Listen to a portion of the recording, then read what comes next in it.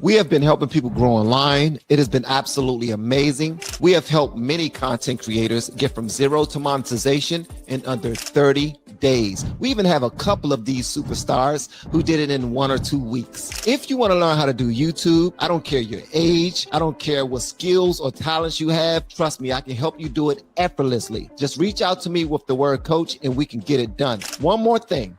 We have a YouTube course that I just now created. I'm extremely proud of, and a lot of people are getting so much from. Purchase that course and work with us. You can join our private Facebook group and our daily group calls, which is 3 to 5 days per week, and you can learn so much more than you've ever learned before. I can't wait to hear from you. Love you. Peace. Hey, what's up, y'all? Welcome back. I am Van, and we are all the LFR family. Thank y'all so much for pulling up. I appreciate y'all for pulling up, man. Do me a favor, hit that like button. That's the only price of admission for our live streams is to simply hit the like button. And if you want to be extra generous, do me a favor and share this joint. Hit the share button below the video, copy the link, share it on Reddit, LinkedIn, Facebook groups, X, and everything. Also, y'all just now saw the ad that I played before the video started. That just shows that I am coaching. I'm doing YouTube coaching. Make sure y'all reach out to me. If you are able to afford the soft life, email me with VIP so that you can have an entire team behind your production so that we can handle that for you, save you some time. You can spend that extra time making you some money to bring it back into your household. All right, let's get into it. We're going to talk about some great topics. I got a nice panel with me today. It's not only ladies. We got another guy with us as well. But that don't matter. We got some amazing people that y'all will meet here shortly. Their names are on the screen. Make sure y'all show them some love inside of the chat. Shout out to all my blues, by the way. What's up, Sugar Shane, Blue Rose? Who else pulled up so far? Y'all are not on CP time tonight. Y'all on point. What's up, Courtney? How y'all doing? Let me know where y'all are watching me from tonight, too. Whether it's at home, on your TV, your phone. If you're at work, if you're in your car, just listening to us. Either way, make sure y'all park and don't leave. All right, all right. Don't make me climb through this daggone screen and choke one of y'all. Y'all know how it is. I get crazy. Mika in the building. What's up, Mika? Shout out to Mika. All right, let's go and jump into it.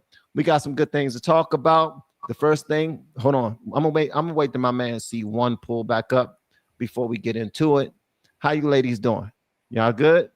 I'm good. I'm chilling. I'm good. Yeah. Yeah, love and light and everything right. Hey. Yeah. I know some cool people. Listen, so we're going to talk about the Diddy trial. We're going to talk about everything that's new on the Diddy trial. We're going to talk about Meg Thee Stallion and Tory Lanez, the new information that came out with that. C1 is back. We're also going to talk about reparations. There was a couple of clips that was posted on X today that I'm going to play, and we're going to have a conversation on that as well. So it might get a little bit heated. Hopefully it does not. I'm trying to keep the love in the building so nobody get all wigged out, because some people on the panel, I ain't going to say the name, don't like to talk about politics, so we're not going to really park on that. Don't give it away. I ain't even going to snitch on you. You're going to snitch on yourself. All right, let's get into it, gang. Y'all ready? Ready. All right, y'all claim y'all ready. I'm about to see. Hey guys, do me a favor, hit that like button when people pull up. Make sure you encourage them to do the same. All right. First up the bat is who we say was going to talk about first. Oh, look at the door. Look at the door. Papa heard all these other voices and he just had to jump up here. Look, he's looking at me like, you doing this again? He's supposed to be discussing Diddy first. The Diddy trial. Okay, the Diddy trial. All right, so first up the bat, we're gonna do this video right here so we can discuss it. We got some Jaguar Wright who has been talking about this from the start before anybody. Like she was talking about Jay-Z, Diddy, all parties involved. Nobody was listening to her. Well, some people was listening to her. She didn't leave no stone unturned. None. I was like, every time I saw her online talking about it, I was like, Slim, messy as hell. I ain't about to listen to this. But I'm a man now. So I don't think many men probably pulled up and was like, oh man, Jaguar Wright gossiping again. Let me go and listen to it. My only question with her was always, her ass be everywhere. She do. How do you know all of this stuff? Like if you sat under all of that, I see why your mind is a little. No, okay. So Jasmine Wright was someone who was used to rap in like the early '90s, Mhm. maybe ish, late '80s ish. I'm not sure exactly how old she is, but she's been around in the game for a very long time. She's been a songwriter, a producer. She's done a lot. So when you've done a lot, you've seen a lot, right? Um, but I also feel like people kind of try to discredit her every chance that they get to as well, because she's been talking for years. And to be honest, sometimes I like, I'm like, Dad, can we just stop talking about all the different um, highlights or downfalls of the Black community so publicly all the time? However, I also believe in holding people accountable to whatever it is they're doing. And I also believe that I'm not there. I don't know everything. You know what I'm saying? So kind of, but she's been talking about this for quite some Yeah, time. I don't know how much longer you're gonna call somebody a liar who's been saying it for over 20 years. and her story never changes. It's never changed. Why you got an issue with discussing? I'm sorry, C1, you muted. They say truth say, is Bob? stranger than fiction. Say that again. Truth is stranger than fiction. That's a cliche, but it's for a reason. Because it's just like when you go somewhere and you tell somebody, yo, you're not going to believe what happened. But that's what really happened. And no, it sounds unbelievable, but that's what happened. That's the truth. But I also believe that sometimes we're swift to judge, and we're quicker to, spread those things. I just wish, like, at some point you can know, right? And you ever had somebody just yelling, yelling, yelling, yelling, eventually it's going to sound like the truth, or eventually it's going to sound like crazy, one or the other. Mm-hmm. I still can't say in my heart of hearts, deep down, I know that to be true, because that in itself is false. Because what's false? Thinking that something that is so true that I've never seen or experienced with me firsthand. Now, when it comes to a lot of the things that go on in the industry, I have experienced some things firsthand. So I do agree with some of the things that it's a little off. You know what I'm saying? Some of the stuff comes down to discernment too. Yeah, it does. That's the word You I got use. to be able to. You gotta be able to discern. Discern. Like, you don't have to necessarily be there, but you can hear. You're like, yo, 1 + 1 is 2. Yeah. And I'm so glad. I am so glad. That's confirmation on tonight, because before we went live, we were having like a pre-show, and I used that word. For me, I may not be all in the know. I may not be able to catch every situation, every trial, everything that happens. But when it comes across, the first thing that I'm doing is I'm using discernment. So once I use discernment, and and a lot of times I've been on, right? I've been on point. Once my discernment has already put me on point, I don't really get involved in the whole bunch of back and forth, because it's almost like I know what I know. Now I just gotta wait to see how it comes out. Right. So I wanted to comment on something that Lucky said about the Black community. Psychologically, what is it about us? And this is gonna have to be a whole nother show, but I wanted to mention this because it's thought-provoking. What is it about the Black community, whether it's our children, our spouses, our supervisors, our friends, our acquaintances? What is it about us that we automatically think that those that look like us are lying? Like, what is it about us that we think everybody? No, because I think and not necessarily. I think some. But why do we always feel like we're being spent? It's something that happened, and it's something that's in our DNA that causes us to say off the break, nah, anything. It can be something small, something big. I just think that's something that we gotta kind of look at, because what is it? Like, sometimes our kids will come to us and tell us stuff. You lie. The child is really not lying. We just don't believe the child. What is it about us that we just don't believe? Does that make sense? Yes. Okay. I don't think, and I don't mean to cut you, Lucky, if you weren't going to answer. Go ahead. I think it's it's a culture of no accountability. That's it just boils down to that. Like, it's the same. Look, I don't want to talk about it. If somebody, they're attacking, it's the victim mentality culture. Okay, so It's a byproduct of victim mentality. Like anybody points something, oh, they trying to take us down. They trying to harm a black man. No, I'm telling you about what the guy I saw did. That's it. It doesn't matter if he's black, white, brown, yellow. This guy, stay on track. I think that that's a very layered question, right? And a part of answering that is like survival conditions, general trauma, generational trauma. There are a couple other things that play into play. Like we don't really. I feel like we've also learned to be distrustful of one another, right? And like he was saying with the crabs in the barrel mentality too, as well. I think it's a cultural thing, and I also think that it's part of like a little bit of respectable politics in a sense. We kind of hold ourselves to higher standards than like if we go to a black restaurant versus if we go to a white restaurant. The things that the expectation that we have of one another is like super up here versus we go somewhere else. We're going to wait that 2 or 3 hour wait. But if we go to a black Yes, I was a black owner, business owner. No. I was a black business owner on levels. Okay, I have plenty of restaurants in the DMV area. We owned a nightclub, so I'm not just talking off of freehand. I'm saying also being on the end of being a business owner, but also being contributing, what's the word I'm looking for? It's the term I'm looking for. Also being a consumer, right? So at the end of the day, I wouldn't like, for instance, we could go to, let's say, I'm trying to think of a known restaurant that everybody Bless you, goes bro. to. You said like what? Like No, continue. My bad. I was just saying, bless you. My brother was just, a brother was just now talking about his wife. I was just saying, bless you. Go ahead, Lucky. My bad. Like That's awesome. Restaurant, like a Michelin restaurant, you mean? Yeah, so say like a Michelin restaurant, right? I actually know someone. I know a black owner and I know a white owner. This is great. I'm glad you said that. Okay, so you go to this. You go to this white owner. Hold on. Before you, I'm gonna let you finish. Lucky. I want you to stay right there. Don't forget. Let's not go too far off topic because we got some things to discuss. Okay, we do. All right, cool. We got some things to discuss. And also, I want to, and also real quickly, I want to answer you kids' question, Yu's question. We don't believe people because most times they are lying.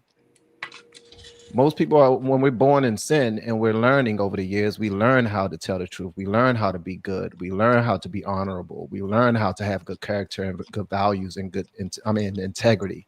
So most times we don't believe people when we're skeptical because that's our third eye that's open and we see beyond the BS that they're bringing to us, even if it's our kids. Just because it's a child don't mean it is true. Most times these kids be lying like hell. Who in the hell? Who spilled milk on? Who spilled juice inside the kitchen? Who spilled something over here? And they be lying. I didn't do it. I didn't do it. And you know they lying the whole time. So you don't believe them because they full of it. So in the interest of time, and I know you want to move on because I opened it up. I just wanted to close by saying this on this part. I subscribe to and I'm 46 years old. I love to just tell people my age because I have a little bit of experience. I subscribe to the pure, all things are pure. So Van, the kids don't be lying all the time. So let's. I've raised 4 beautiful, amazing, wonderful babies. I don't know about y'all kids, but I could always tell my kids maybe they just bad liars, or maybe I spend way too much time with them.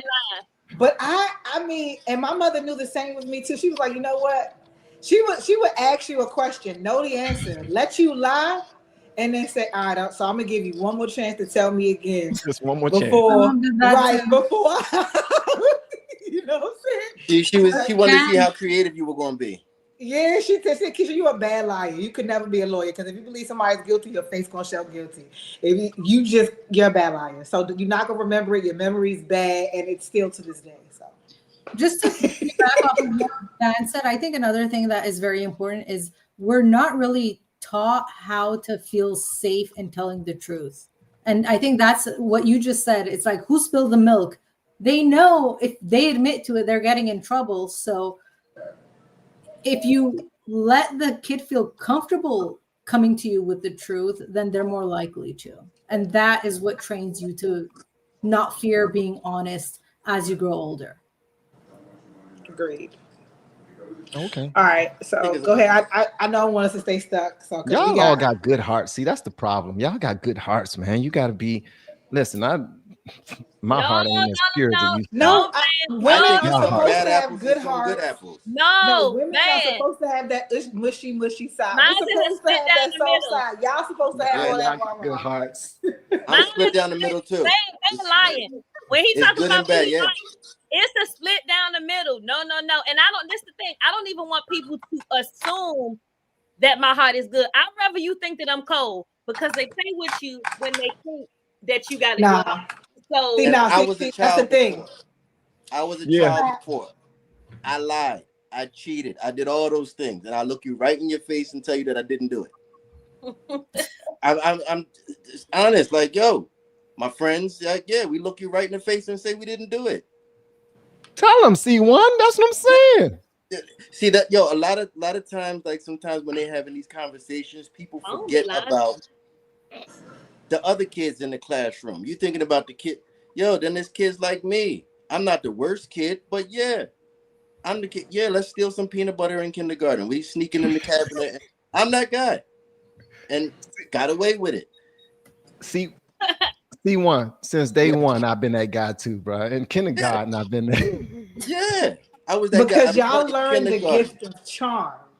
taking peanut People butter. who give you catch more bees with honey. So even if you out there stinging people, you doing what you're doing. If you a charmer, you're gonna be able to get out of things. I was the same way too growing up. Mm-hmm. But I'm not gonna. I was bad at lying, so I just wouldn't lie. Just my good grades and my beautiful smile would just get me out of things. I'm just not going. I would I lie believe and it. still I get believe caught. it. That's I believe it. I believe it. Yeah, I lie because and still get caught. I wasn't good at lying. I just I'm good lying. I'm at just not going to tell you that I did it. And I'm still getting in trouble. I'm still getting punished. I'm the whole nine.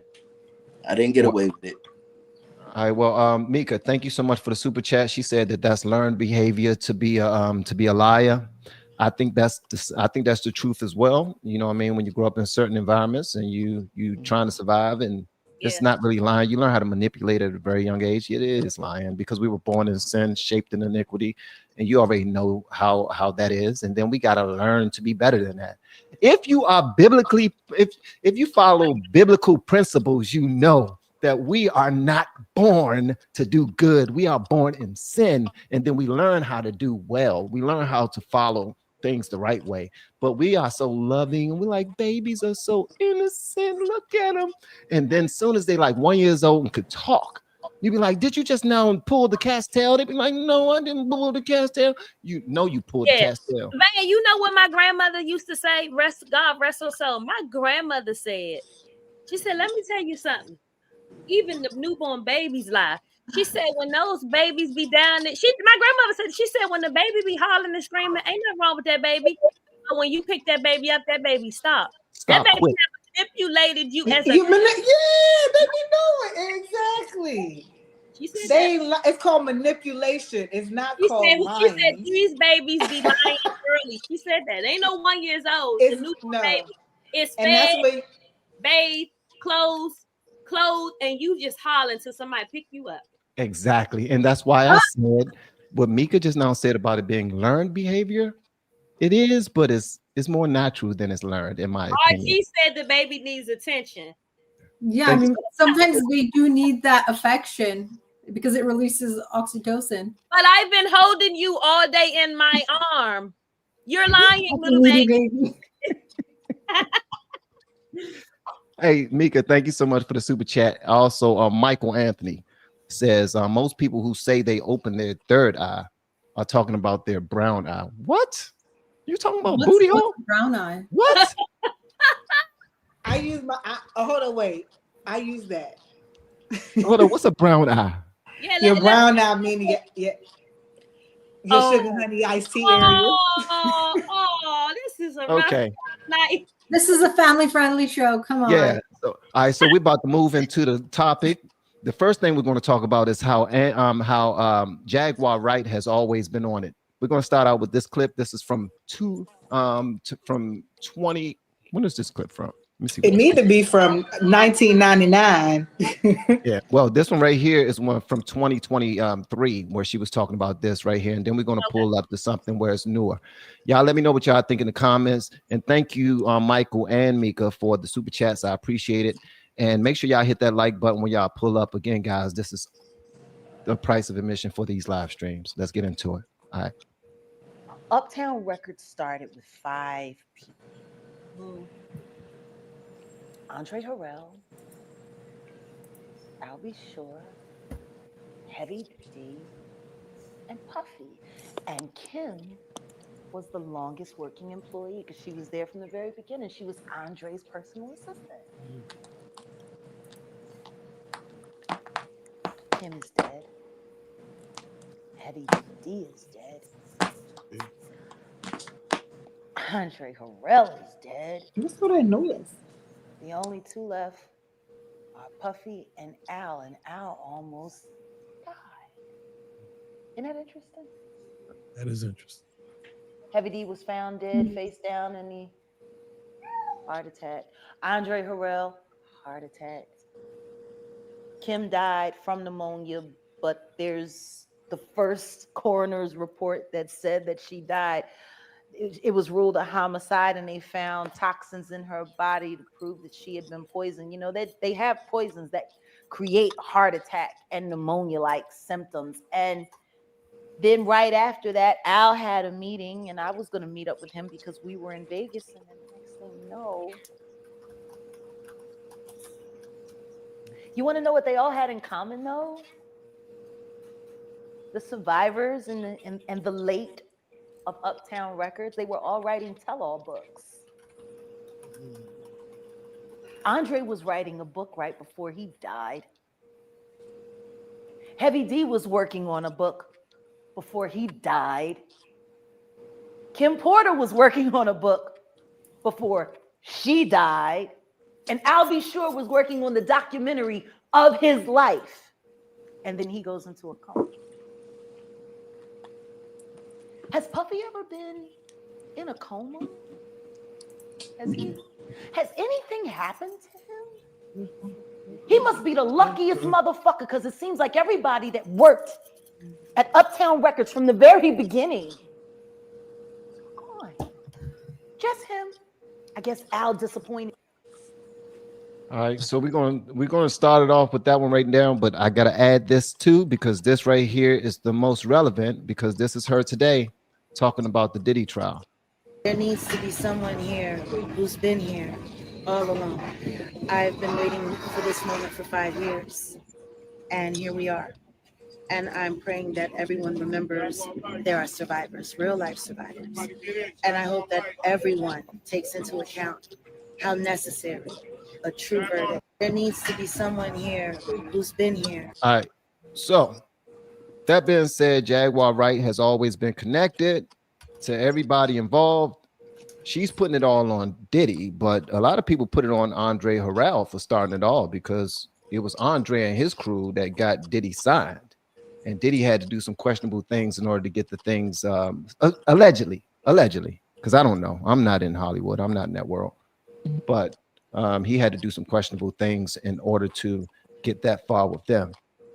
So far with the Diddy trial, they're talking about how Cassie is starting to come out to look like she was more of a voluntary. She was more a part of it than she wasn't. When he sent her text messages saying, "Are you ready for the freak off tonight?" She was like, "Yeah, I'm amped. I'm ready for it." She was excited about it. She was also the one that asked the male, what was he, a stripper or escort, to urinate on her. She was also the one who was spending extra time away from Diddy with the male escort after all of these freak offs was taking place. And other things are coming to the forefront as well. What do y'all think about the whole thing? Van, Anybody before we go get into first? that, what is that beeping sound? Somebody has a beep. I think that's somebody's lapel mic. No, it's not, because it's no longer on. Ha ha. I turned it off. Y'all go ahead. What's up? Yeah, what y'all gotta say I about it? think Lucky will get ready to respond. Go ahead, Lucky. Yeah, I just feel like consent. If it was voluntary consent and that's what she consented to, then it's hard to have empathy for a person who consented to all of these things. A person who could also have walked away, even though manipulated throughout these years, at least that's what how it was portrayed. But then you see the text messages, you see all these different things come out. You say that he asked you, you say yes, I would do this. I do feel like even when you're with someone in a toxic relationship too, sometimes it is hard to break away from all of that. But I'm not going to see enthusiastic about having a sacred energy exchange with multiple different people, and I'm not going to seem amped about it for 4 days straight because that's where how long one of them lasted. The longest one lasted 4 days straight. Woo. My body wouldn't be able to survive that. My spirit, it'd be no way that you can get enthusiasm out of me if you're doing something like this for 24 to 48 hours and 4 days straight. That's crazy. But to see that she orchestrated it, she connected like, oh, the person's not going to touch you. It's just going to be me and you. And those conversations came out. It was like, he still shouldn't have touched her. He still shouldn't have beat her. I do believe that he did that because that's something that we also saw with our eyes. So I don't think that he's innocent in any of this. But I also believe that we do have something called free will. And at some point, when is it enough? Why would you be enthusiastic? I've never seen that, even from someone who was physically abused. I've never seen them be enthusiastic to say, I want to, you know what? That's a lie. If she's drug induced, then she Yeah, will that's a be lie, actually. enthusiastic. If Yeah, she feels, that's a and lie. plus, hold on, Lucky. She also said this. They asked her inside of the record, why did she continue? Why didn't she stop? And she did not say because she was scared. She said because she did not want another woman to take that spot. She didn't want to be replaced with another woman. That's literally what she said. Can I just point one thing out? Actually, it's two things, but tied to the Nope. same notion. I'm going to anyways. So when it comes to why didn't she just leave? We already have it on footage. When she did try to leave, he came and dragged her by the collar back into the hotel room, and not Married now. Wait a minute. So now I gotta sit up on this one. So when they showed us partial footage in the beginning, they showed us partial footage. They showed us what they wanted us to see. Because again, they will give us parts and bits and pieces so we can have a narrative. The one that they showed in court was the extended version where he grabbed her, kicked her, slammed her. And let me say this, pause. I do not condone violence of any kind. I'm not making fun of it. I'm having a conversation because if I was a juror, if I was following the case, and I would have the opportunity. And if I'm having a conversation, I also have the opportunity to speak about it. The extended version that they showed on yesterday, when she was at the elevator pushing the buttons, he comes around the corner. He sees her. He grabs her bag. He kicks her. He throws her. He does whatever. She finally gets up. When she gets up, he grabs her bags again. He runs down the hall with a towel. She goes to pick up the phone that is in the lobby of the hotel. While picking up the phone, he comes out. He doesn't come to her. He stands at the top of the hallway and says whatever because they didn't let us hear what was being said. Girlfriend is on the phone saying something, talking to whoever, and then she's putting lip gloss on, listen, I'm just talking about the aesthetic. I'm talking about the appearance. She's looking toward that way to see if he's going to run out to get her again. Then the camera cuts. We don't see anything else. So when it all happened, I can't stand to see a woman or a man or a child or a dog Go through any being abused. No kind of way. I'm going to stand on that. I'm a mother. I'm going to jail if you do something to my child. Physically, emotionally, mentally. So let's put that on. I'm going to be a mother bear all day. And now, okay, but aside from that, the other point that I was going to make is when they had been on a break or whatever, where she started dating Cuddy, she's dating him, and Diddy is nonstop threatening them. This came out in the testimony yesterday. And then it gets bad to the point where He meets up with her in Connecticut when she's visiting family, and this is all kept secret from Cuddy. Diddy had taken her phone, so she had to use a burner phone to contact him. And then she basically told him that they had to stop seeing each other because she was taking the threats that he was making to both of Seriously, their did his car get blown up or something? Yeah, and his car blew up, and Diddy had threatened that he was going to blow it up, but now he's saying he's denying it. Oh, you talking about Kid Cudi, right? Yeah, Yeah. Kid Cudi. Oh But yeah. so here's the thing: the part, and I have always been on Cassie's side based off of what I saw and what they showed us, but also still knowing Diddy's the damn fool.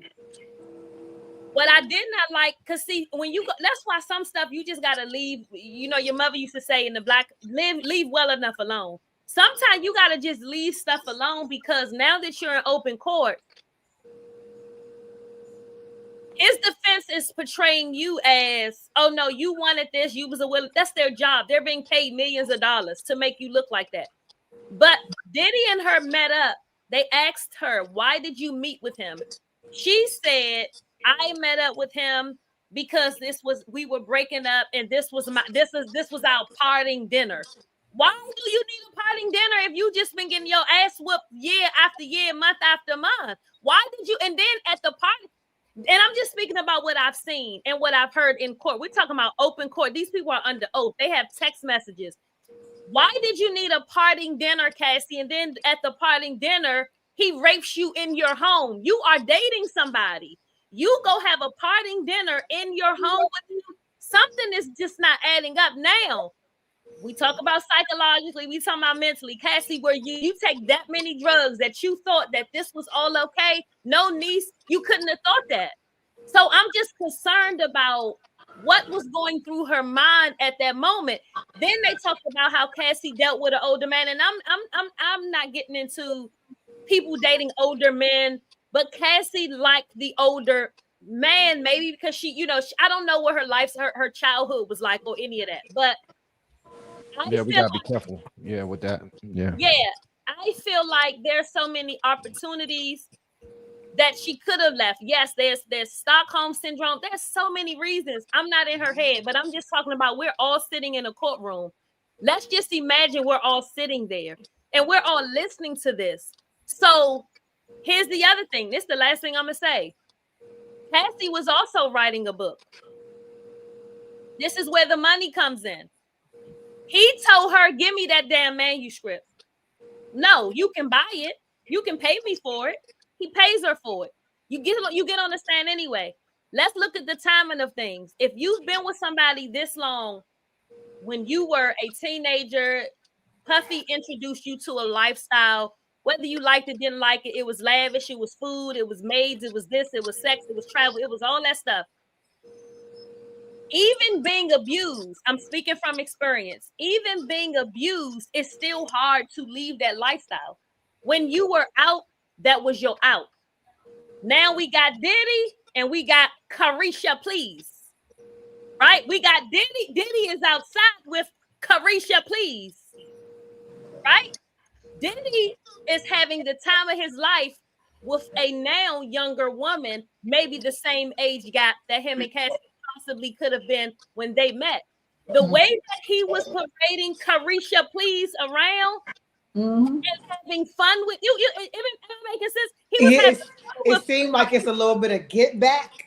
But but guess what, y'all? That might have triggered Cassie to say, guess what? I'm about to get this nigga for this money. I don't know. We're just having an adult conversation. And that's what I don't like.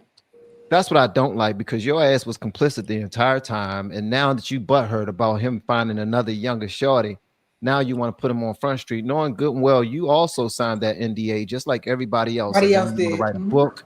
You want to hold his feet to the fire for something that you already agreed to, even in contract. Get the hell out of here. Yeah. And some people are just so quick to don't agree. Yeah, I don't know. Like, I feel like when they say like I don't see one, like I don't know. No, I mean there are parts of what you both said that I do agree with, and I definitely see that point of view, and I have those thoughts myself.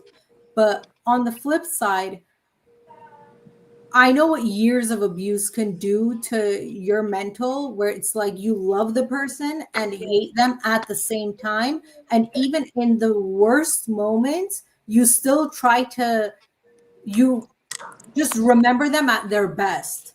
So even though right now everything that is coming out at trial is all the horrific stuff that Diddy did, I'm certain that there were good moments that they had together where when she came to want to leave, the good moments are what she remembered and was pulled back into it. But Bridget, I Sierra And thought that, also, you do things in your younger ages that you look back as you get older and be like, I don't know how, what was I thinking? How? Yeah. So some of that could be, you know, you got manipulated. Well, I got a question for y'all though. Mhm. Is this a RICO trial or is it just two I was gonna speak to freaky that. people in a I was gonna speak relationship? to that. So let me tell you something. Allegedly, there are 190 Mhm. witnesses. Mhm. Let me What? tell you why. Yeah, let me tell you Mhm.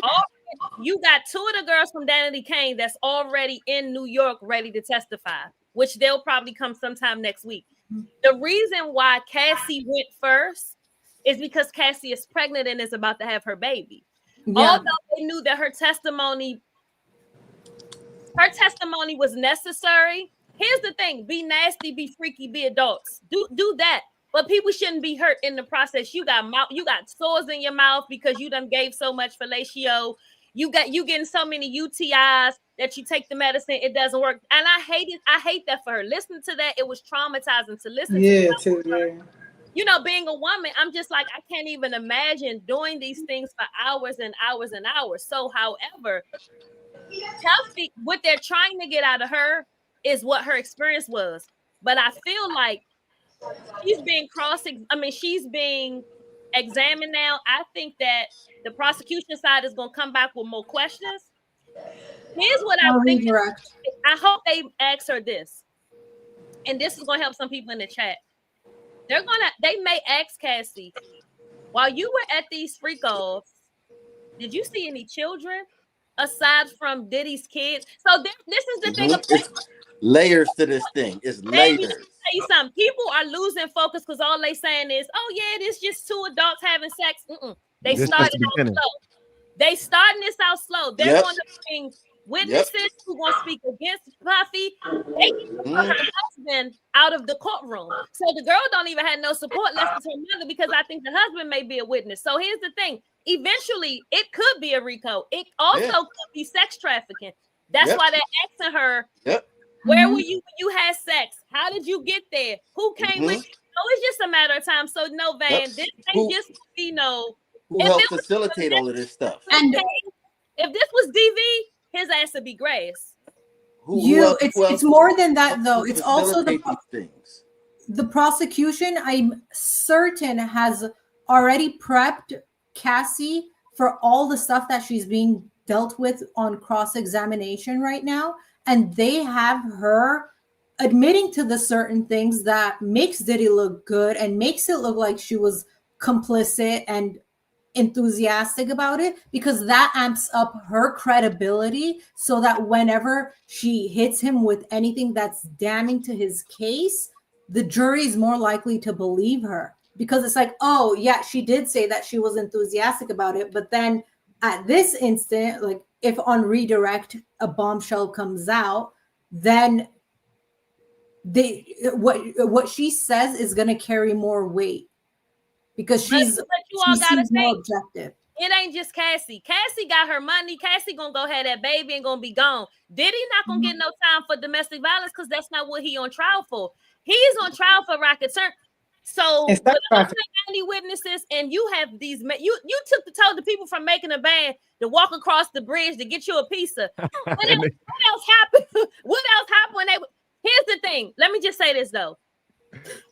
Before we knew all of this stuff that Diddy had going on, Diddy did. Let me word this right.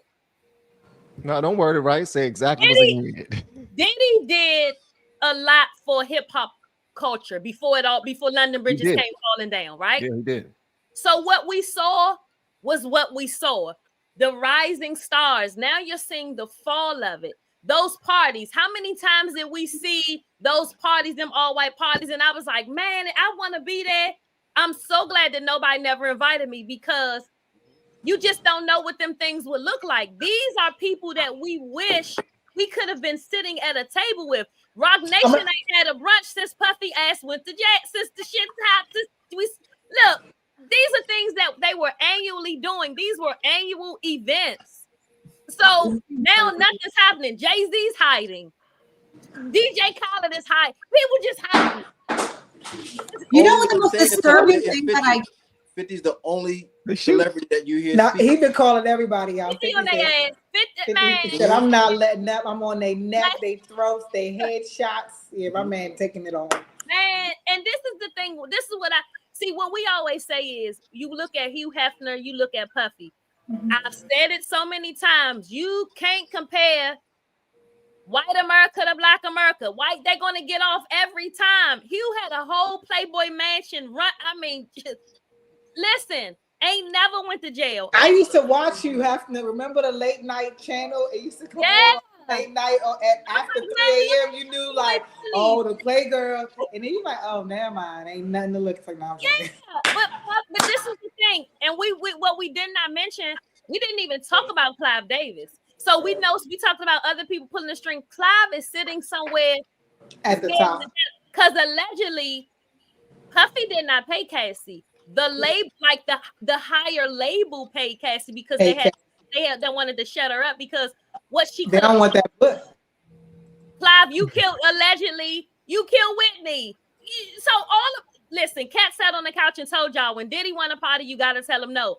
Everybody thought Cat was tripping. Exactly. Shit ain't been right since Cat sat on that table, on that damn couch. Let me tell you something. Cat was so on point that your man Shannon ass get ready to lose his podcast.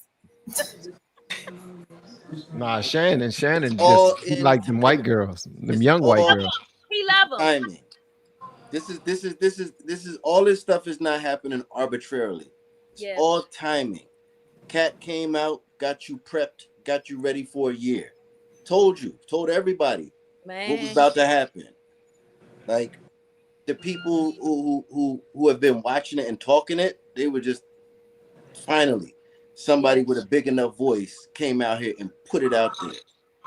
Now we seeing I think Cassie is like, she's the first. Cassie and Diddy, they're the first pin that's gonna unravel all this stuff. Mm-hmm.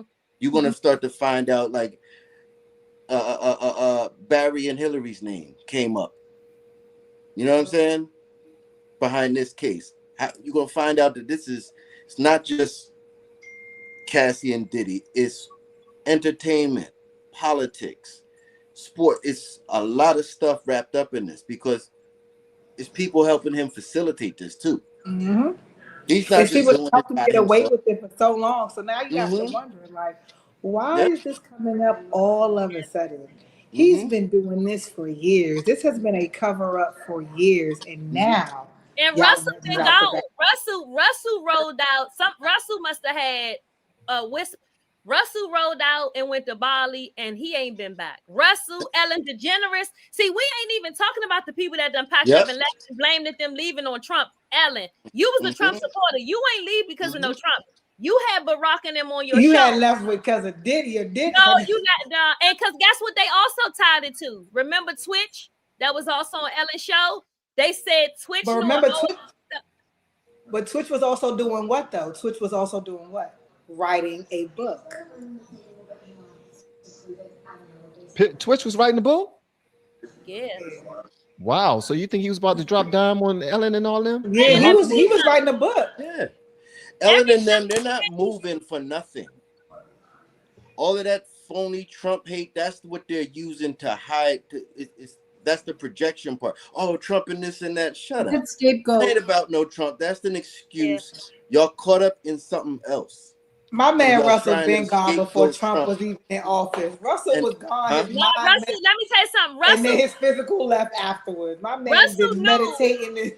Russell knew something was coming though. When you got that kind of money and you got lawyers, you know when something is coming so you can escape. Russell knew, and all of them knew. Yeah, Yep. Russell knew first though. I feel like Man, he let was me the tell you first something. one. People like Bill Maher. The biggest case in hip hop. This is gonna be bigger than Suge, Death Row, and Yep. Winston. Oh, this is nothing. Suge case, that is nothing compared to what's about to happen. You got so many moguls involved, people that was named, people that you looking like, Meek Mills, y'all did, oh my. Oh yeah, that was nasty work. It's What they too said. many, it's too much of that. And guess what, y'all? Meek Mill ain't been right since. He ain't said a word since. You Neither has Bieber. This my thing. The optics. And Nicki ain't been right since neither. Meek Mill, if you were going to Puffy's house for an experience, so we're gonna call it An experience. if you going to Puffy's house for an experience, you go for your experience, you in the pool. You ain't no man walking up to another man saying, "Yeah, daddy, ain't no man talking like that." Do you want to know something even crazier? And I don't know if you saw this, but just in terms of making men around him call him daddy, he found out that Cassie called her grandpa Papa. And that's what she wanted. That's why he wanted her to call him Papa. How sick is that? Making what? He wanted what? Man, I like you, Anthony's. I got to keep inside the industry.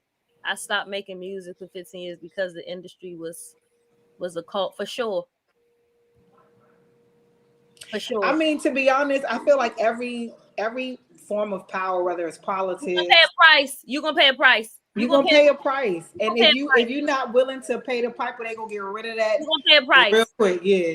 Clive Davis is a rich gay white man. Clive Davis ain't putting nobody on and shooting you all the way up to the top for nothing. You're gonna do something. But you can see that it's a cult and a gang. They all black, white. Then none of them are saying anything. They all shut. This is too big. Y'all have all these voices, platforms. People will listen to. Y'all all have nothing to say. Nope. Some of them are still trying. Some of them try to pay to get their names off. Mm-hmm. This is what I also believe. Money is powerful too. Some of them names gonna come up in court. Some of them are not. Yeah, some of them might have a little duffel bag packed by the door right now. Well, usually when a celebrity is on trial, their celebrity friends show up for support. I haven't seen one celebrity. That's what I'm in saying. The building. Them celebrities right now might have a little duffel bag packed by the door. Oh yeah. Not one. Wow. Not one. Yep. Not one. They waiting to hear that. Demons don't care what color you come in, which is true. All right, so well, let me tell you something. This is something that we can talk about forever because y'all are locked in. My gracious, sheesh! I didn't expect this. I didn't expect. I think we're just. That's what I really think, though, Van. Let's go to reparations then. What was the other one? Hold on, Tory Lanez first, and then reparations. Tory Lanez. Let's do Tory Lanez first, and then reparations. I think we should all go around and give it about a minute or two because I'm gonna say what I had to say, and I'm done with that. Yeah. All right. So first of all, we're gonna go back to this. This was posted back in October 8th of 2024, where Tory Lanez's father was putting the truth out there. This is when he was out there going to bat for his son, letting him know what the real deal was. And I heard another narrative that I want to put in front of y'all too as to why he was stabbed in prison. Y'all let me know what y'all think in the chat. I like the fact that y'all are participating. Thank you so much for all of your stories that you're putting out there, Michael Anthony. I'm reading everything that you're saying. And also, Shane, don't be yelling at me, brother. I see you yelling at me. I see what you're saying. Much love to you, though. But thank y'all so much for participating. Hit the like button and make sure you share this bad boy. Here we go. You want to know how I feel? I'll tell you exactly how I feel. I got some names that I want to call. Alex Spiro, Desiree Perez, and the whole wicked system of Rock Nation, including you, Jay-Z. Yes. You who say you rose from the gutter but you have traded and bartered the souls of young men, and you're still doing it. Amen. The only independent witness in this courtroom is a man whose name is Sean Kelly. He came to court, and our attorneys, he would not even shake their hand after he went upstairs with Kathy Ta and Alex Bott. They met on Saturday before. They met with our witness. And then the man came back, and I sat in the hallway while he sat with Jody Little, the prosecutors in the LAPD's office. Tell me how there's no fingerprints. My God Almighty, I call heaven and earth to be a record today. That Rock Nation, you will crumble. I am an apostle of God. That's right. And you will know who I am. That's right. Say that, man. Come on, man. My man went in on Rock Nation. Yo. Why is he blaming Jay-Z and Rock Nation so much for what happened to his son? Which I think. Because Jay-Z is Meg the Stallion's handler. And this is what I'll say about it. The industry needed Meg. They could have done without Tory. Meg perpetuates what do you call it? What's it?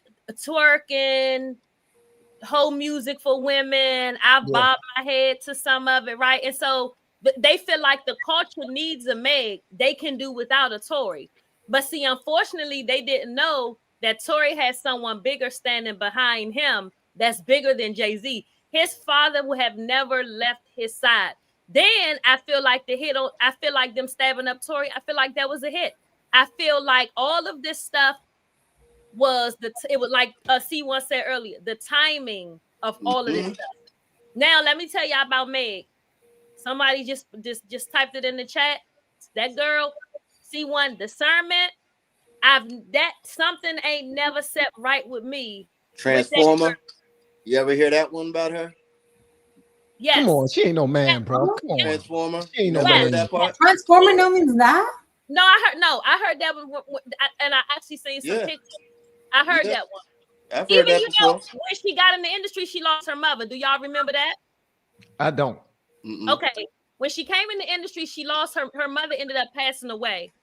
Same thing like Kanye. See, some of this stuff is just it's starting to add up. You got to Jennifer Hudson lost her whole family and she blew up. Yep. You got to read between the lines. It's not going to be said to you. It's not just going to come out and they're going to tell it to you. They use symbols, they use signs, and it's been said their symbols will be their 2020, y'all. Yeah. The symbols will be their downfall. Yeah. It's a through line.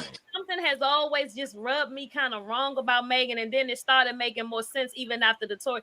I said, this girl, she ain't telling the truth. And I believe she knows what the truth is, but because she has Rock Nation behind her, even with what's this little boy name? Put a pin in that. This boy, DDG and Haley. Holly Bailey. Holly Bailey. DDG was supporting Tory Lanez. Now DDG, they trying to take his rights away from the son, and they trying. Oh no, he got temporary. He got temporary. Holly gave him temporary sole custody of their son recently. Yeah, but she just now starting to she's talking about threatening him with taking them all the way together and all this stuff. And but thank God we have the internet, because now all the footage of her previous comments about how toxic she is coming out, and believe it or not, the court of public opinion seems to shift heavy. Yeah. All right. There's a price this is what people need to know in the chat and on the panel. When you want fast progression and fast success, there is a price you are going to pay. And unfortunately for some of them, they have signed their name on the dotted line to go up really fast. Ain't no grind, ain't no hustle issue. See them today, and tomorrow morning they literally wake up in a new Bugatti. It don't happen like that. But for them, you're not willing to do, somebody else is. Quick. Yes. You know what I'm saying? Yeah, somebody that father, Tory's father, he spoke with a little bit too much conviction. Yes. For me, like, yo, you know something, and that's why I know something. I've heard things, I've seen things. My son is in this. I'm saying it. Y'all got my son in jail now. Y'all charged him with a shooting and all of that nonsense. Someone said, Audrey said, can somebody explain why the poor man was hysterical? Maybe I can add a little context. So we're talking about Tory Lanez, the singer who went to jail for allegedly shooting Meg the Stallion. And it just came out yesterday that it wasn't Tory that shot Meg. It was the girl Kelsey that shot Meg. But that was a clip of his father expressing his disdain for the industry and Rock Nation, because the father was shocked. The father knew what time it was. He knew what time it was. And this bothered me. Why did he have to get stabbed up for this to come out? So you knew this last week. Yep.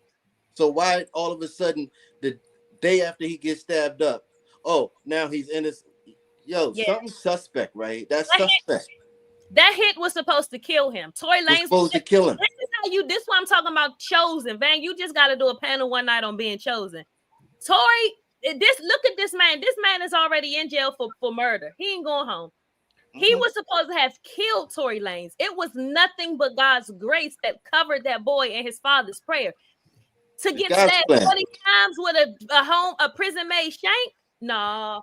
Well, did y'all hear the new story about it? The new story is that and there's somebody from the inside who gave the story. It was from a guy on Instagram. He said it. He said that this guy right here, on the day of it was like a visitation day, his wife came to visit him, and Tory Lanez was flirting with his wife. His wife ended up going and telling him that his wife was flirting with him, and that Tory Lanez was flirting with him. So there was they actually was about to fight on that same day. But Tory Lanez was like, your B like black men, and I'm gonna F your B. And that's a made up story. And they also here's the thing.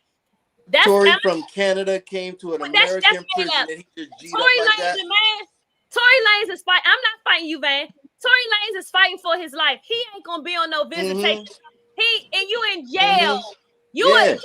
You a young, skinny. Come on, he ain't did You just that. came from you from Canada. That's young and skinny. Thing. But you from Canada. You locked up in America. You're not in a gang. Wait a minute. So first of all, they say Tory Lanez got hands. Also, I don't know if y'all seen new pictures of Tory Lanez in prison. That cat he said, but Van, he did not say that. Okay. That's the story. That's the snow. That man had to give some kind of story, because guess what he couldn't say? He couldn't say they paid me to hit him. He couldn't say that. That's what I'm saying. Like, whoever it is, he got paid to leak out the story. Somebody in prison. Like, Tory Lanez is we trying gonna to pay come you some home. bread till you gotta make it believable. Tory Lanez is trying to come home. He ain't gonna say to nobody on no visit, especially to no Mexican mafia. Your lady, come on now. Right. Come right. on. Nah. That's not now, man, you use your Southeast common sense. That boy ain't said I'm just telling y'all what I heard. I ain't say I believe it. I'm just telling y'all what I heard. Southeast sense. You said use your Southeast sense.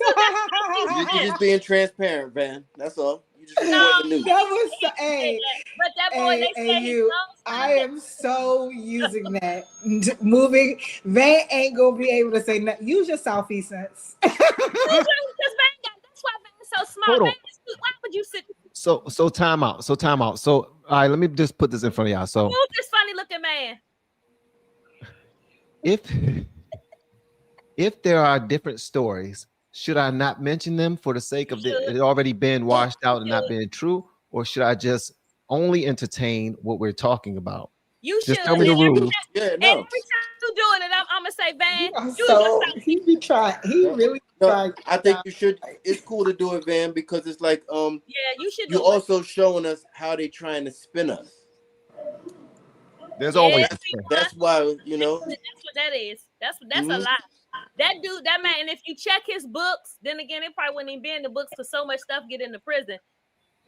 Somebody gave him a nice lump sum or something, but guess what? He might end up dead next week because you ain't finished the job. Yo, it's prison. You don't have to put it on his books. You can give it to his family. That's what I'm saying. You can give it to his never family. even touches the prison. The money never touched the prison. Yes, you're right. What is that? What is that noise? Somebody what are we listening to right now? And beeping and no idea what that is. That's lucky. Hold on, time out. I'm not sure. What's What is that mean? that? I just because I was like, it could have been. You still here? What is that? What is it? What it sound like? Like a bump. Oh, I got it. Okay, I got it. Okay, I got it. All right, go ahead. See, y'all trying to blame me. I was like, I don't know. But y'all heard it though, right? Hey, somebody said it's the No. Fed. It's all right. It's Gabe. No, it's not. They're Rude. also saying that the young lady, the gun residue was on her hands and it was not on Tory Lanez hands. And there was no Tory Lanez DNA anywhere on Where? the. And this is what I don't like. People who don't know about the street and the code and Omerta and why Tory didn't say nothing? Mm-hmm. That's just we not gonna do that. We're gonna hope that the facts come out and the facts be what they be. And if they don't, listen, we keeping our mouth shut. This is why it's with a cheeseburger in the interrogation room. And this is why it's also dangerous to play around with that word and they're convicted. He's been convicted. So what? Because convicted doesn't mean that they had a fair trial. I know a lot of people that's been convicted and are sitting. That don't mean nothing. You're right. That don't mean a bunch of people in jail that didn't do it. They've been convicted. Yes. So, but Diddy did it. Be careful how you use Diddy word. did Did he do it? Huh? Diddy Why y'all so quick to gonna say Diddy did it? No, no, because 50 had somebody come out with a whole song. Did he do it? Did he not? Did he? It was like a whole spin on his name. So now that's crazy that we talk on Diddy. That's how I know that we didn't have enough time to discuss that because it's so many clips out. It's a clip with him and Jay-Z and they coming out of a room and this little girl's in the room and it's okay. Let me say this. I'm gonna try to say it without saying too many people's names, but Jay-Z in Jamaica, circa. Let me not give the exact year, but I was there. This is in the paper. I was there. Okay. Okay. You was there. Backstage. No. And this is Jay-Z and R. Kelly, right? Was there at the same time doing a performance in Jamaica. Mr. Vegas, which was talking. You know what? Let me not say that. So another dancehall artist was talking to my cousin at the time, which was freshly 18. Like, I mean, brand. 18? I mean, like she was turning 18 the next month, not 18. Okay. So this is Reggae Sunfest at the time, and we had a blast. Rolling up the golf courses. Now, I don't know if everybody went off to do things. I know that I had Paris there with me, so I can't do too much.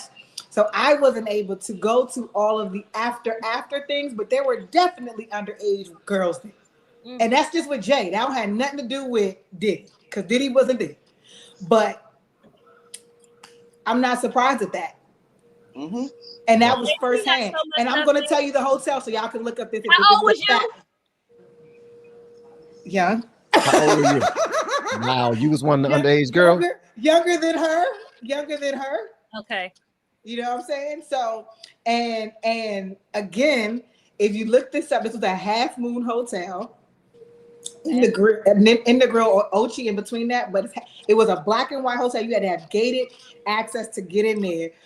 They messed up their golf courses so bad that they had to pay the hotel money. So this was like in a news report.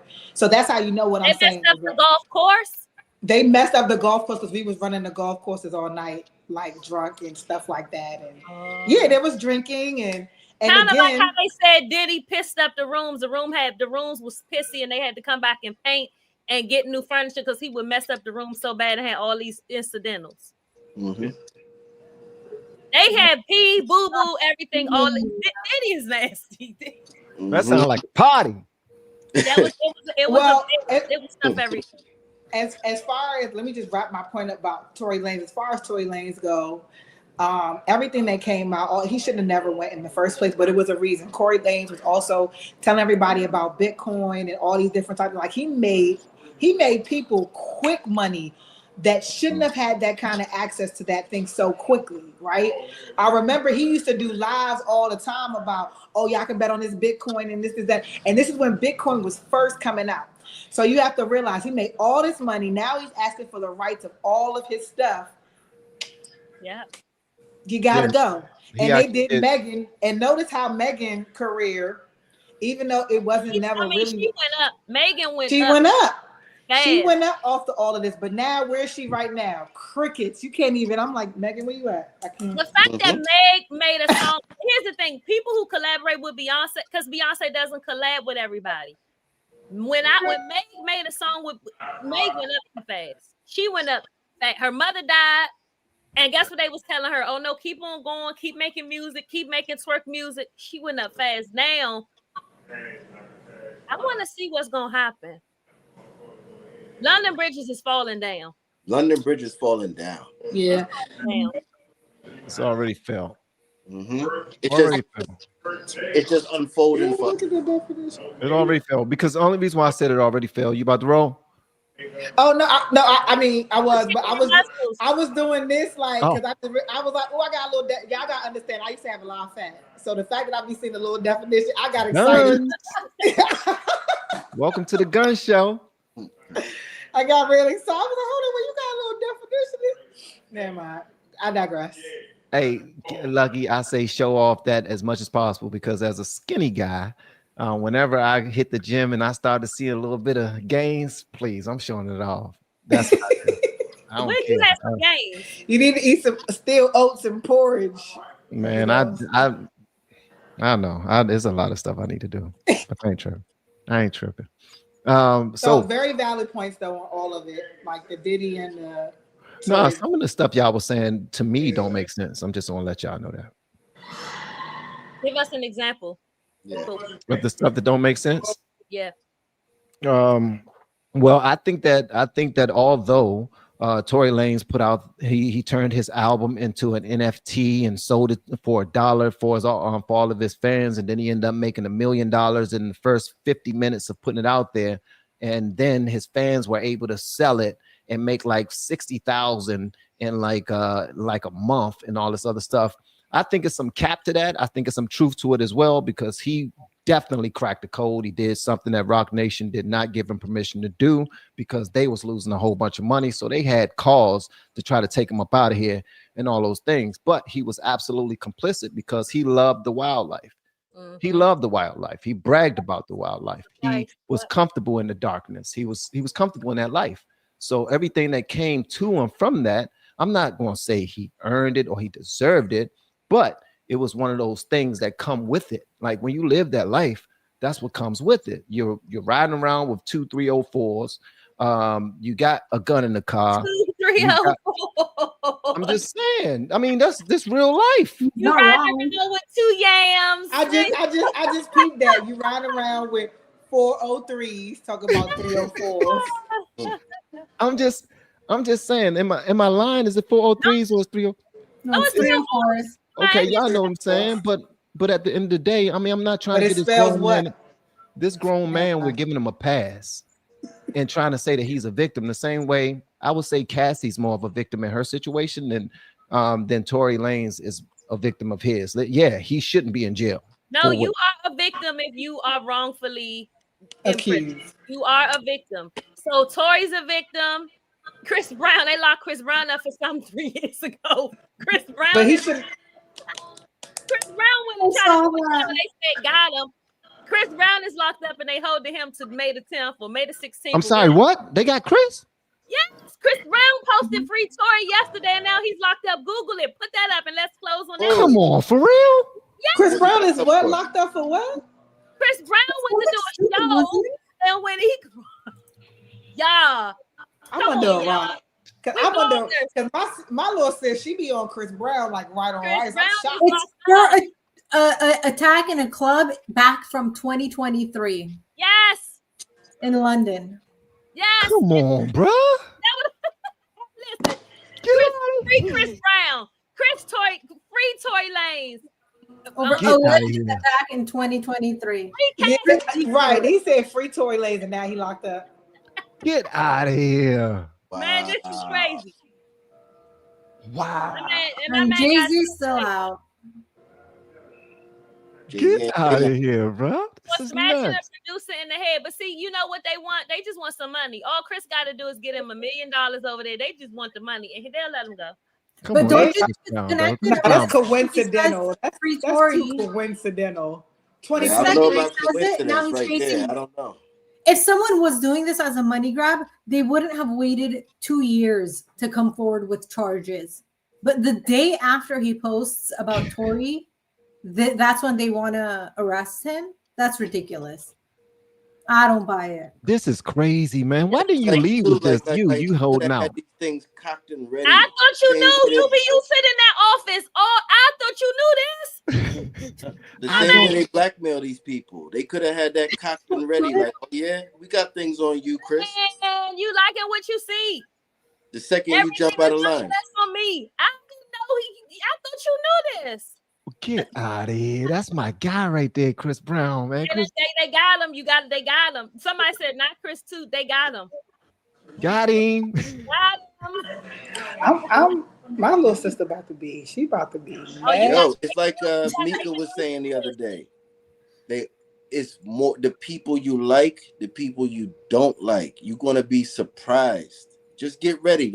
Just put on your seatbelts. And y'all ain't know what else you gotta think. See, everybody is connected from Chris to Rihanna to Jade to Puff to everybody connected. But what I appreciate about Chris Brown, he took his time when he wasn't being supported. He took his blackball moment. He came out.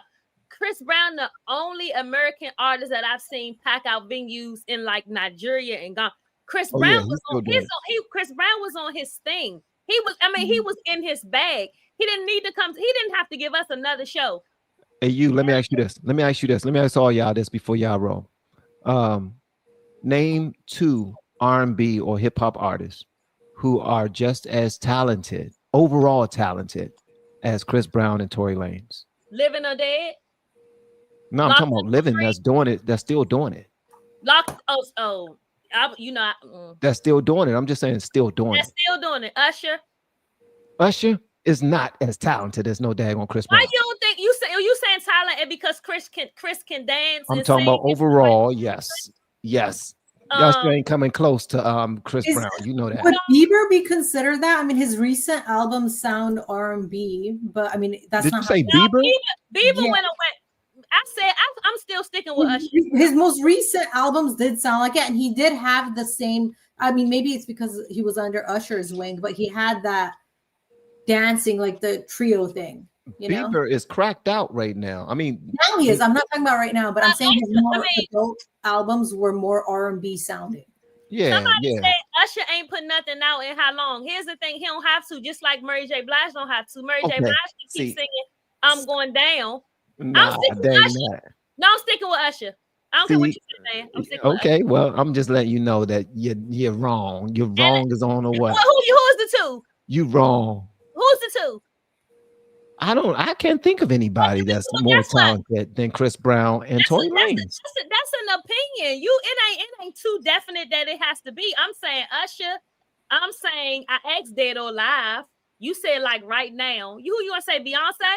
No. Ain't nobody. I can't think of any artist, any R&B or rap artist. That's why I asked the question. It was a trick question. There's no answer to it. Oh, free breeze. I like when you look at the conversations that some of these seasoned artists are having, and they are asked, like even on Shay Sharp, and they're asked about who's the most talented artist out there. They're putting Chris Brown up there with Michael Jackson. As far as I'm talking about. As far as being able to put out content. Then when you listen to Tory Lanez, this dude is nuts. The type of content he puts out, the type of artistry he has, the type of the way that he can just put together an album and be able to rhyme and sing better than most of these rappers and singers that's out right now. This dude is nuts with talent. And I mean, I think it fits. It's fitting that they will go after Chris Brown. It's fitting that they will go after Tory Lanez. It's what you label as talent, though. What do you label as talent? All of us see talent is different. What is intriguing to you? What do you label as talent? Are you talking about singing? You talking about dancing? You talking about bring out a crowd? You talking about everything?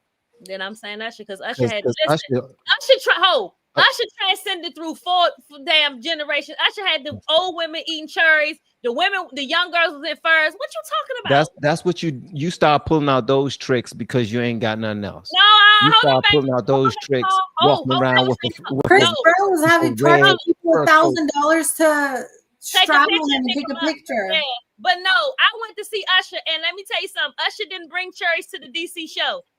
Everybody was out at the DC show for 2 and 3 days straight. Yeah, singing those old songs because y'all are so locked in with nostalgia.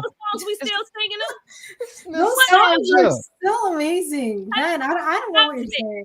Cosmic said Usher. I'm saying Usher. I said dead or alive. You should have said dead. I said alive. You should have said in jail because I'd have said ain't nobody saying R. Kelly. The pisser. So you come on, you gotta open it up a little bit. R can sing, but R can't dance, so he's not in it. But that's why I'm saying, what do you mean by talent? I'm talking about somebody who can pack arenas by themselves. That's Chris Brown. Usher's not packing arenas the size of Chris Brown. Usher in Africa. Usher is not packing arenas in Africa by himself. The boy was locked up. You didn't even know he was. You keep talking about you a fan. You didn't even know the boy was gone. Come on, Van.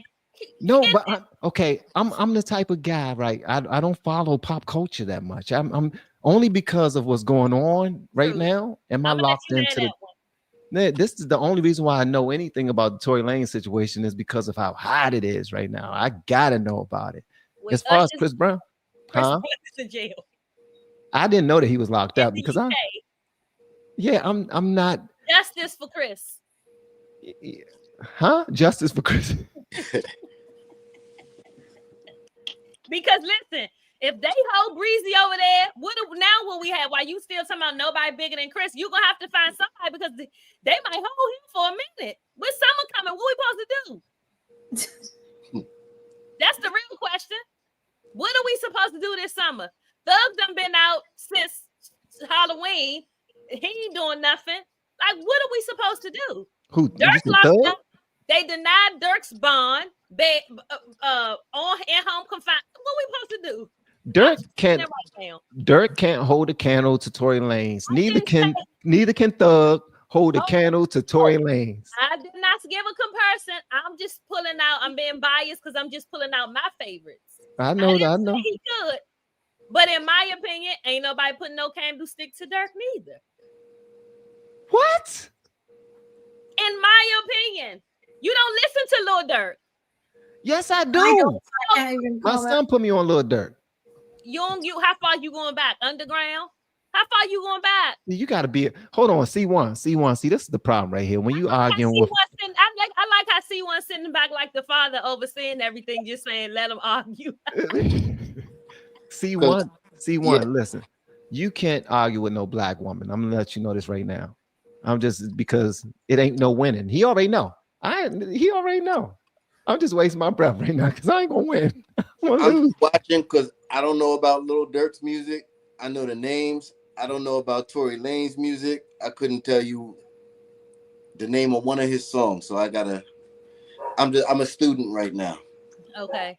Well, man, listen, this is your show, and I'm gonna let you have it. They said a tie is a win. Okay, if this is your show, I'm gonna let you have it. But when the camera's cut and I'm in my room by myself, oh my God. All right, so let's go ahead and get into this last topic. All right, so we're gonna talk about reparations. We're gonna talk about reparations. All right, here we go, right here. Yeah, Emma, Marvin Gaye. I hope I said your name right, baby. You talking my language? What reparations? No, somebody typed. I don't know if it's male or female, but they said Marvin Gaye. Marvin Gaye, y'all know Terrence Howard said that he had an opportunity to play Marvin Gaye. We don't want Terrence Howard. We want Tyrese to play him. Hold on, he said he had an opportunity to play Marvin Gaye. He wanted him to play a gay role. Yeah. You heard about that. I heard about that. And he said he can't kiss no man in the mouth because then he'll have to cut his lips off. And all that other stuff. And I didn't even know Marvin Gaye was gay. I guess I could look at his last name. Context clue. Marvin Gaye, his last name was G-A-Y. He added the E because he got T's for the G-A-Y. But for sure, I read the book and saw like a documentary. His dad definitely was, but because Marvin Gaye was I'm not making excuses, because Marvin Gaye was such a sensual guy, and because he was so in tune with his feelings and his emotions, you can feel it through his music. His book didn't talk about him being gay. It talked about his dad, but I would not put that past him if that is what came out. Marvin Gaye, yeah, he was think that's involved. why his father killed him? Huh?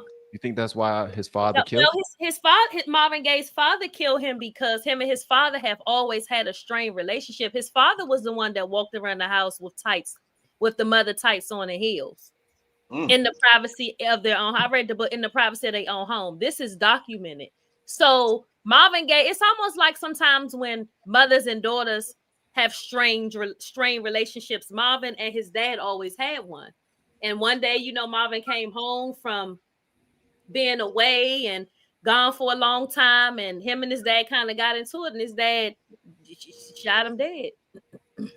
Something like on Jungle Fever when he said, "Look, mama, give me some money." And the father got tired of him begging the mother for money. That's my favorite Gator. You didn't think I was gonna remember Gator. So, but see, I love reading about my favorite people.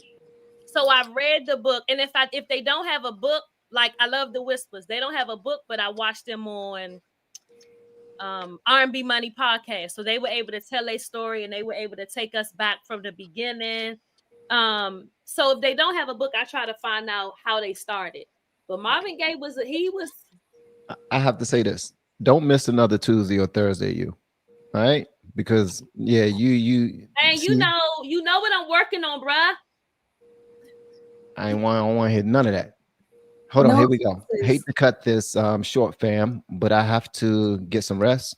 It's been a long, dramatic day for me. Love you all. God bless. Van, please keep me in prayer. Absolutely, I will keep you in prayer. Thank you so much. For you, Courtney. Yeah, thank you so much for the super chat and for the message. Hopefully your day gets better. Emma, please read the book. Someone said I didn't know. Yeah, his dad killed him. I will never forget when it happened. I was a little girl. My father could sing really good. He thought that he was Marvin Gaye. The day that Marvin Gaye was killed, I remember hearing my father scream, and he just dropped to the floor and kept screaming, "Marvin's dead." By this time, I didn't know much about Marvin, but as I got older, I started doing my own homework and my own research. But I love learning about my favorite artists and, again, their rise and their fall. Now, Marvin Gaye was something else, though. Marvin Gaye abused them drugs. Marvin Gaye abused them. What Marvin Gaye was, as much music as he gave us, he was in a very dark place. All I will say about Marvin Gaye is that he couldn't hold a candle to Tory Lanez nor Chris Brown. Oh man, I'm about to cut this thing. Oh man, you losing your mind now. You losing your Southeast mind now. You is gone. You being disrespectful, man. I mean, that's straight up. Because guess what? Marvin Gaye might be dead, but your man Tory is in jail. And who else did you say? Chris Brown is also in jail. In jail. You trying to put Marvin up against two convicts? Come on, man. You crazy. Go ahead. Roll the tape. Confusion and fusion, mental prostitution, selling your thoughts to gain distribution. Crowd aloud, screams Leander lost dreams. Don't be blind, read between the lines, pyramid scheme. Is this a bar? It sounds like a bar. Wham, wham, wham, wham. Did you write this? They say he yeah, they trying to put their demo tape out this Jones C1. They need for you to sign them. They don't know that you're a producer. I'm back, Marco. Yeah. Thank you for the super chat, Michael Anthony. Appreciate you. I don't know what all that means, but I'm sure it means something. I'm sure it means something to somebody. And if it goes over my head, that's a good thing, because guess what's over my head? The Lord, and the Lord's gonna catch it. All right. So let's go and hop into this last joint called Reparations. Just so y'all know, we got like 4 Democrats on this panel who want them some reparations. Guess what? I don't qualify. You want some reparations, Anna? I don't qualify. If I get reparations, it's not from this country. All right, so here we go. A duty to repair. So let's make it clear. There is a debt that does exist. This country has taken so much from Black folks and has a debt it owes because for over 400 years into this very day, this country has stolen Black labor, Black lives, Black futures. Industries were built and maintained through the subjugation of Black people in this country, and wealth was built and maintained through the discriminatory policies that still plague us to this day. And to be clear, some people directly benefited from it or are direct beneficiaries of it. We have systems that create and perpetuate imbalances and balances in our society, and you either benefit from it or you are disenfranchised by it. And Black people continue to be disenfranchised and harmed by these systems. Others receive advantages from it. So a duty to repair. All right. So she was talking about whether or not we should get reparations. She said that the country owe us some money, and she want $4 trillion in order to fix that. Discrimination against Black people. We are in a moment of anti-Blackness on steroids, and we refuse to be silent. We will not back down in our pursuit of racial justice. The antidote to anti-Blackness is to be pro-Black, and we will do it unapologetically. The United States government owes us a debt, and we need reparations now. All right, so white people, give us our money. I have 4 questions that I wrote down when I knew this conversation was going to happen.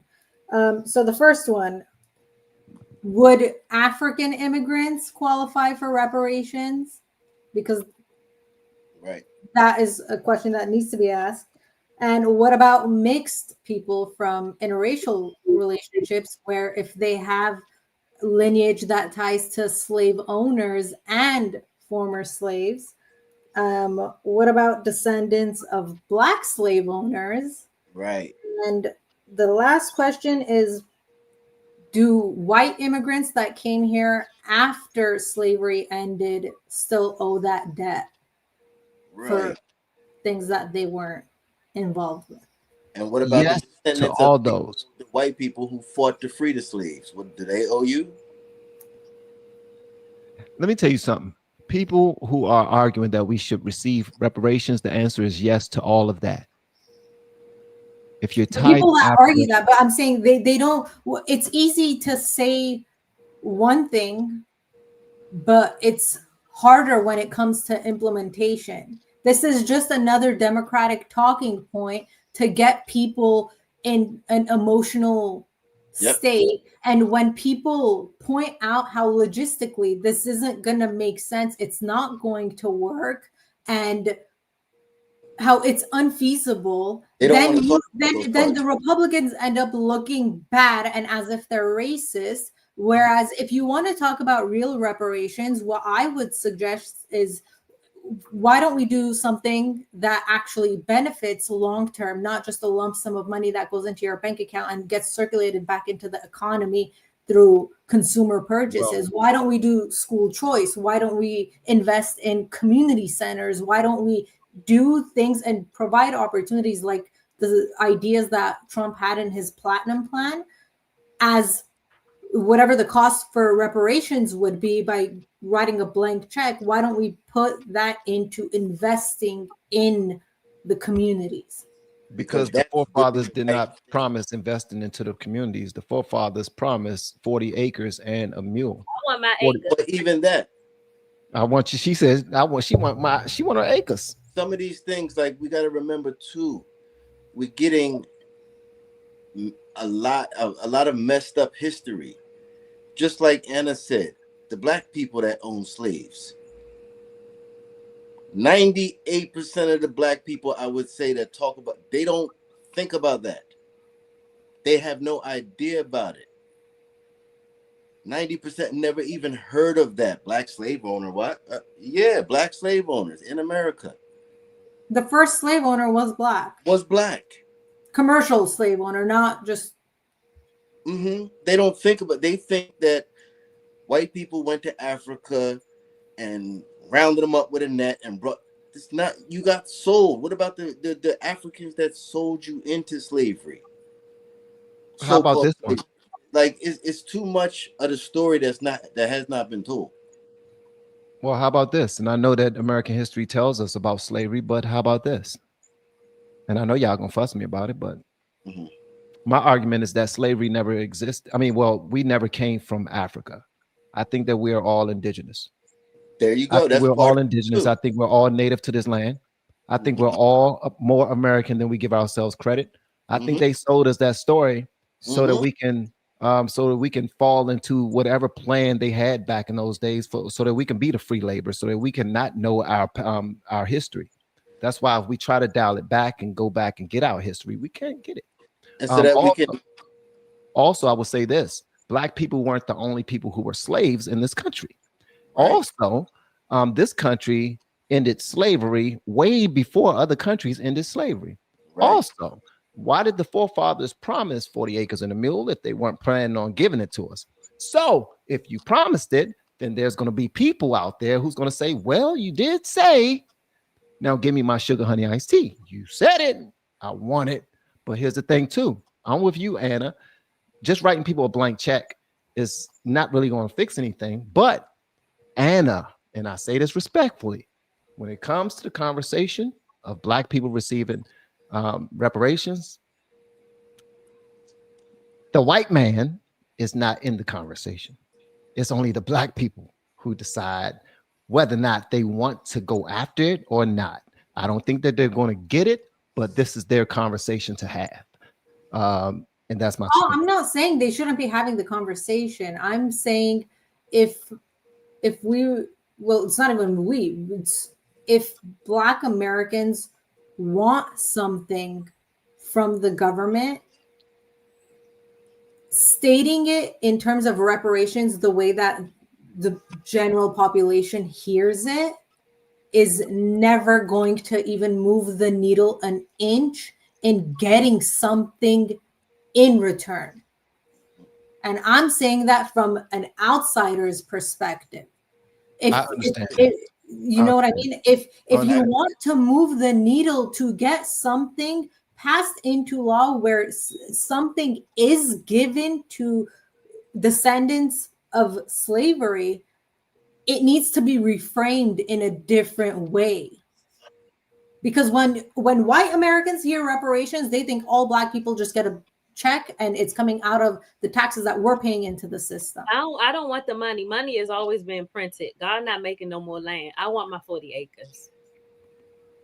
That's exactly what I would go for too. I want my land. I want my land. How does it go? Ain't making no more land.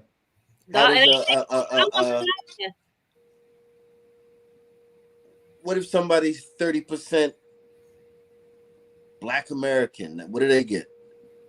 Do they get something, or how do they how does this work? How does it work?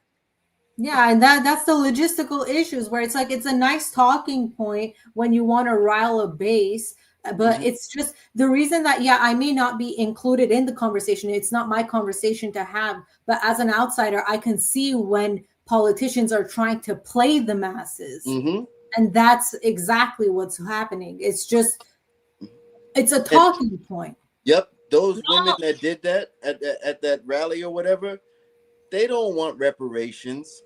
They have their money and their land. Yes, they want to stir up confusion and division. That's their way. That's how they make their money, in chaos, by having y'all chaotic fighting each other. This is what I came out here to do. They're not stupid. They're reparations, like Anna said. They already got money. They have their money. They have their insider trading. They have their properties. They have. Yeah. They are not. They don't care. Hustle. That's the hustle.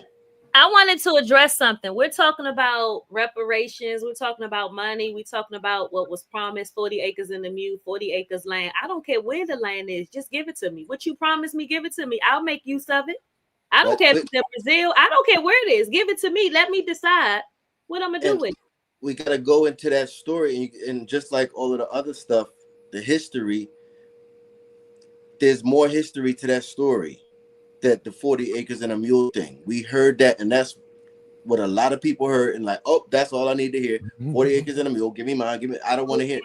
And somebody else say, yo, that was I was talking in jet. Yo, he took it serious. Wow. And they've been running with it for all these years. You find out that it was some whisper down the lane thing. You know what I mean? So, and I did hear, I can't quote it, but I remember hearing it or watching it. There's another story about that 40 acres and a mule. Just like there's More to it, like the black slave owners, they conveniently left that part out because it causes confusion, and somebody's making money off of y'all fighting. Well, I believe in order to subdue that confusion, we should probably put that information out there. Like, you have the information. Mhm. We should probably get that information, put that out there so that the confusion Mm-hmm. stop. You know what I mean? But until that information is put out there, people will still move with the crowd who knows the most. They will follow their leaders who are pushing to make this thing happen. Also, I will say this: if there weren't a group of individuals who weren't already paid out, this conversation wouldn't be happening. So there was already a group of individuals who was paid out for the things that they went through. But that may be strategic too. It may be, but the fact remains. Mm-hmm. Now, I'm just trying to say, I have to put this I'm with you. objective middle, this information out there because we got to be objective about it. Yeah, no, Even I agree though with you. I don't agree. believe it's sensible, I don't believe we have the money, and also, I don't believe that white people who pay their taxes into the systems nowadays, who pay their taxes, are forced to pay their taxes. I don't think that they should be obligated to pay a damn thing, especially if they themselves are not slave owners, never have been, regardless of if their ancestors was. They should pay for it. That's not what the federal government promised way back in the day. And Right. plus, I'll also add this: taxes by itself, the fact that we're paying taxes, paying taxes, I believe that that's criminal in and of itself. So, although, I mean, we already know that we shouldn't be paying taxes. So why is it, should a group of people, just because they're Caucasian from the mountains of Caucasus, be forced to pay a whole bunch of black people for what happened to their ancestors when they weren't there? They didn't do nothing. They going through the same struggles that black people are going through right now. And if y'all think that that's not the case, I want y'all to go to the worst parts of the white community and go to the worst parts of the black community, and I want y'all to compare them. I want y'all to see how much the white people are killing themselves in the worst parts, and I want you to see how many of the black people are killing themselves in the worst parts. We are far more alike than we are different. So why should white people be obligated to put their tax money into a bucket that goes out and disperse into the pockets of African Americans or black people? Let's say black people. Oh no, let's say Americans, black Americans. Not even black Americans. I don't even know how I say it because Americans. I don't even know. I wish I could have a conversation with my great grandfather, my grandmother's father. He has 52 acres. That is our family land, and we still have it to this day. So, your family got 52 acres? See? And things like that. Let me hold a dollar. Say, like, watch this. They would have you think right now in the media that, before 1960, you had nothing. Nobody had, black people had nothing. They were just no. Like, but look, your family had 52 acres. No, I've never been one to say we never had nothing because I'm not saying you. I get it. No, I'm saying when I'm talking to other people, I always tell people, no, I seen what wealth looks like, and I'm not just talking about money. We were on land that we had horses, we had and a lot of that stuff was hard to maintain. Like my dream. Older, then we just started getting goats because goats are easy to maintain. But we had everything. I remember seeing that as a little girl. Did y'all already got y'all 40 acres? I think my great grandfather.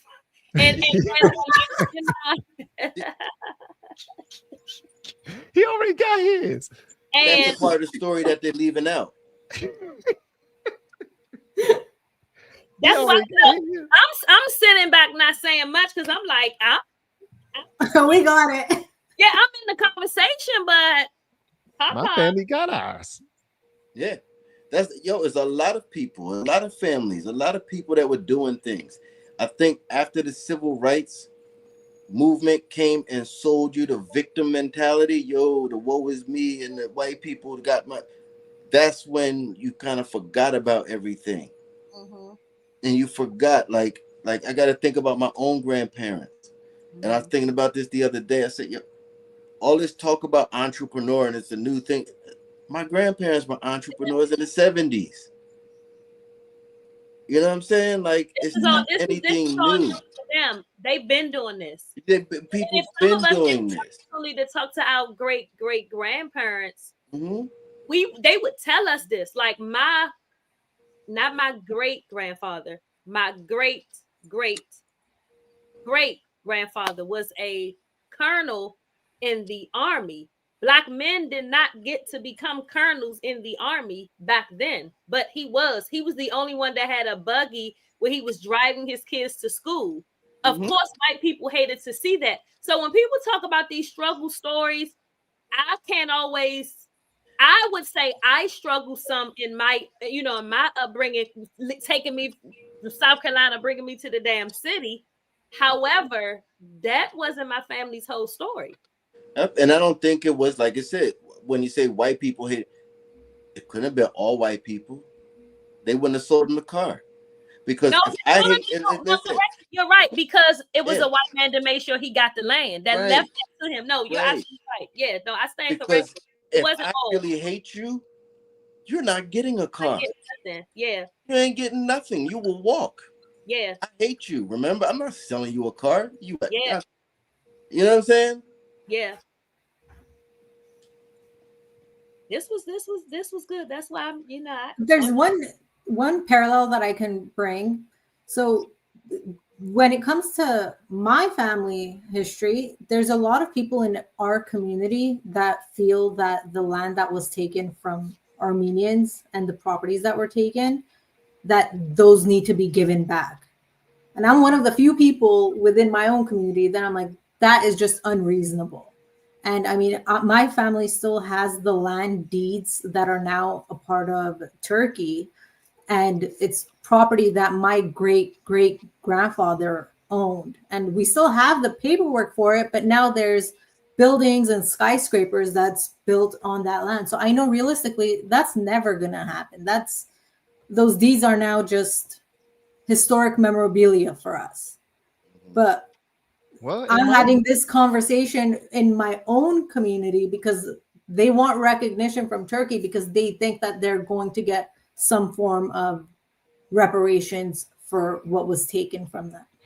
Well, in Azerbaijan, maybe they start doing things the way that they're doing things in South Africa, and they're going to go and start taking it by blood.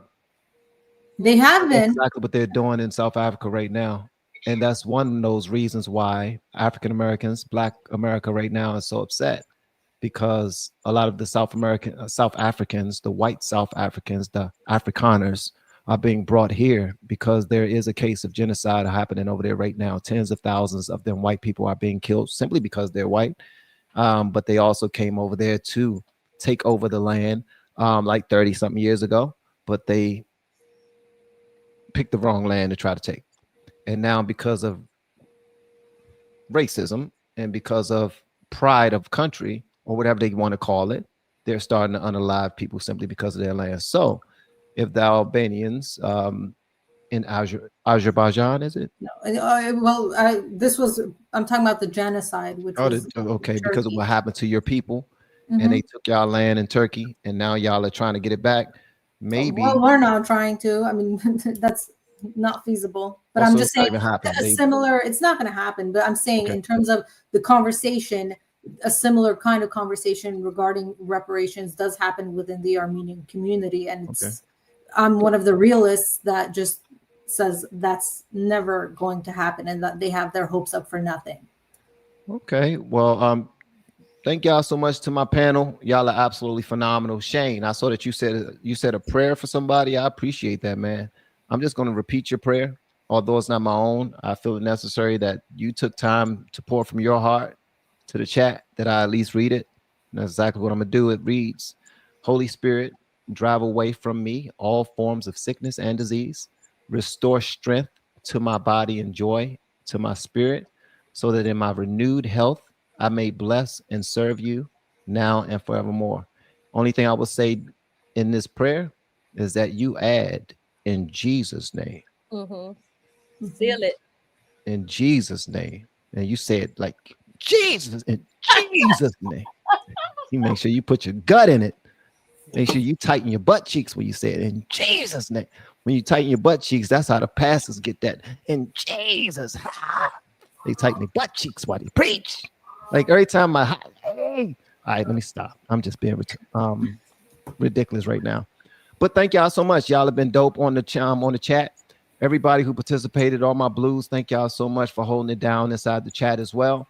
I know that's a bad visual, Surfer Bob. My bad. But I just, sometimes I just go off the rails. But that's why y'all love me. That's why I love y'all back. Also, so thank y'all for pulling up and helping out. Also, everybody that submitted a super chat, I appreciate you. The last super chat is I bless us all who came today. I bless us all. God bless us all who came today. May you rest well and wake up in the sunshine of our Father, Son, and the Holy Spirit. In Jesus' name we pray. Amen. And also make sure you give God all praise, glory, and honor for simply blessing you with his grace and his mercy, which is more than sufficient. Love y'all. See y'all on the next live stream. Y'all have a good night. C1, you, and Anna, and Lucky. Y'all are absolutely phenomenal. They will be here. All of them will be here every Tuesday and Thursday night. Yes. Later, gang. Y'all have a good. We have been helping people grow online. It has been absolutely amazing. We have helped many content creators get from zero to monetization in under 30 days. We even have a couple of these superstars who did it in 1 or 2 weeks. If you want to learn how to do YouTube, I don't care your age, I don't care what skills or talents you have. Trust me, I can help you do it effortlessly. Just reach out to me with the word coach and we can get it done. One more thing. We have a YouTube course that I just now created. I'm extremely proud of, and a lot of people are getting so much from. Purchase that course and work with us. You can join our private Facebook group and our daily group calls, which is 3 to 5 days per week, and you can learn so much more than you've ever learned before. I can't wait to hear from you. Love you. Peace.